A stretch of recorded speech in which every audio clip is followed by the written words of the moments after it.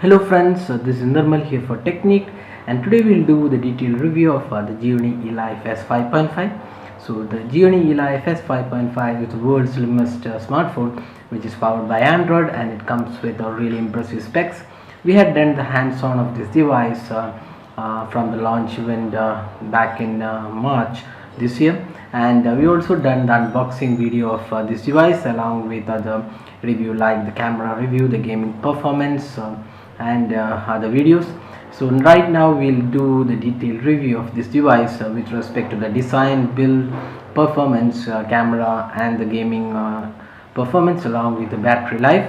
So first up, we'll start with the design, build, and the display aspect of this phone. Now let's talk about the design and build quality of the device. So as we said before, this is the world's slimmest smartphone, and it is just 5.5 mm thick, and the phone is really well built, and the quality of material used, it's a metallic body, and you can see the front and the back panels is made of glass and pretty strong, and you can see the camera projection at the back, the 13 megapixel camera along with the flash, and the power key and the volume keys on the left side instead of the right side, which is being used by most of the Android phones. You also have the SIM card slot available here.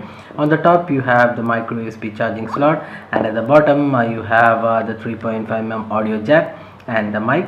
So that's the design aspect of this device. Now if you talk about the build quality, it's really well built phone, and it's solid and feels pretty good in hands, and it's really the build quality is really premium, and it has a really good design as well. Now talking about the display, the device comes with a 5-inch Full HD display, and the display is pretty good on this device. Although if you compare with the Gionee Elife E7, which we reviewed a few months back, the device does have a bit of oversaturation for colors, but when you compare with the phones in this price range, it's pretty good display, and you can see the viewing angles are also really good, and the display even in sunlight, the readability is pretty good. So the display on the phone is pretty good, even though we would say the E7 has a slightly better display than this. That is also Full HD display, but that has a 5.5-inch display. Now talking about the performance, the device is powered by an Octa core processor, 1.7 GHz Octa core processor coupled with a 2 GB of RAM, and this phone runs Android 4.2 Jelly Bean along with Amigo UI. We already covered on the Amigo UI, which is a custom UI from Gionee, and it is heavily customized UI, and hence you might find a bit of performance and performance issues on this device, and here and there you can see the lag. Although the lag is pretty occasional, but you can see when you switch apps, or you switch from home screen to the lock screen, you can see there is a slight lag, and this is just occasion, and you may not see this lag every time. That's because of the Amigo UI, which is heavily customized and not that optimized for Android. We had this issue in E7 as well, but that had a Snapdragon quad-core chipset with a 2 GB RAM, but here we have a octa-core MediaTek chipset, and this has a slightly lower performance than the E7.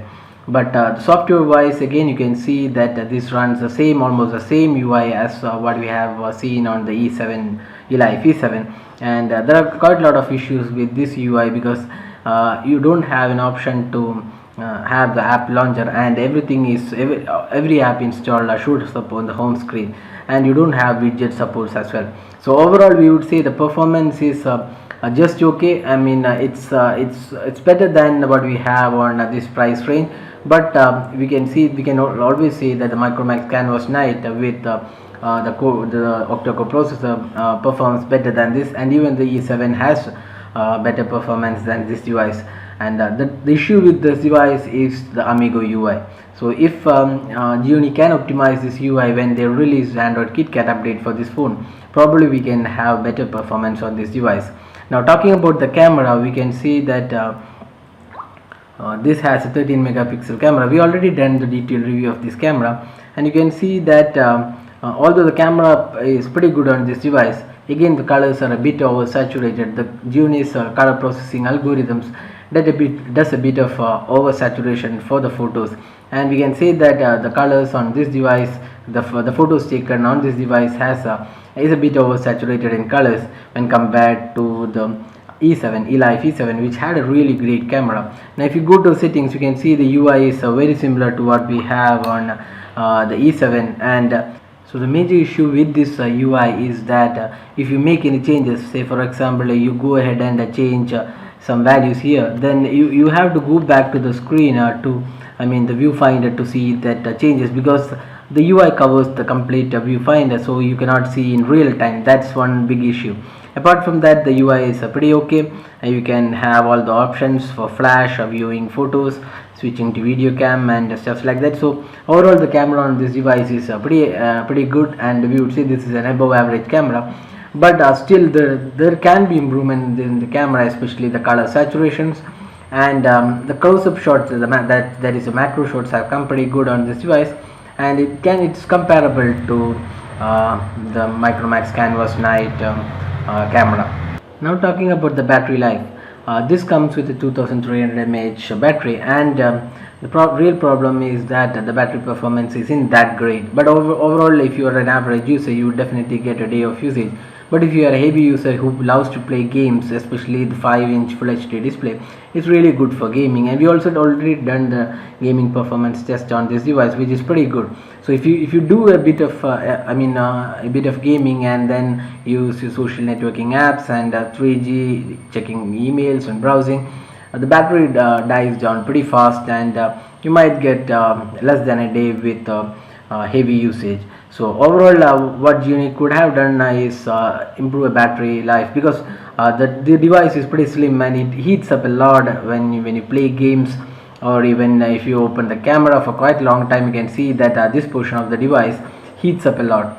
So that's one issue. That's because of the glass back as well as the very slim size of this device. So that's again another issue. So overall, summing up, this is a really good device in this price range. If Gionee could improve some things like the UI, which we already think Gionee will be improving in the latest KitKat update, which is scheduled to arrive later this month.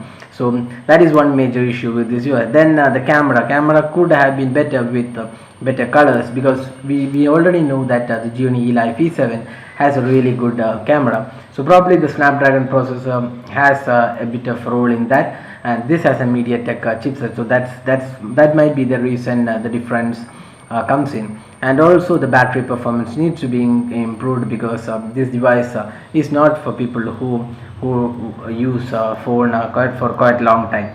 So that's the detailed review of the Gionee Elife S5.5. It's a brilliant phone in design and build quality. It's really easy to use. It's really slim, and it has a good build quality, and really great display as well.